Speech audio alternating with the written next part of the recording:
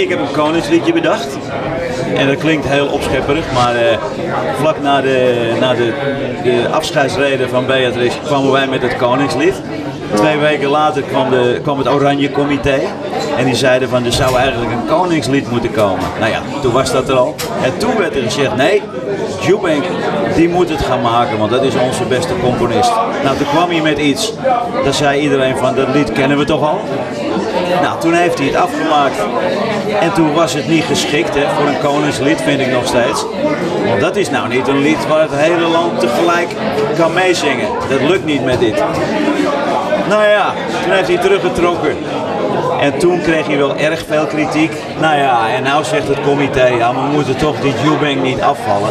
Dit blijft het koningslied. Dus nou hebben we een lied wat niemand kan meezingen. Ik ben even in opdracht eigenlijk van een relatie, van een, zeg maar even een sponsor van mij, een Engelstalig album aan het maken. Dat heb ik in 1995 ook al eens gedaan. Daar ben ik even druk mee, 16 liedjes. En daar verbaas ik soms mensen mee. Als je het hoort, dan denk je van, is dat nou Dries? Maar ja, dat is ook Dries. En voor de rest blijf ik lekker veel optreden. Ik probeer altijd uit 1 optreden en nog 1 te halen. En dan krijg je een netwerk, je weet er alles van. En daar kan ik niet buiten.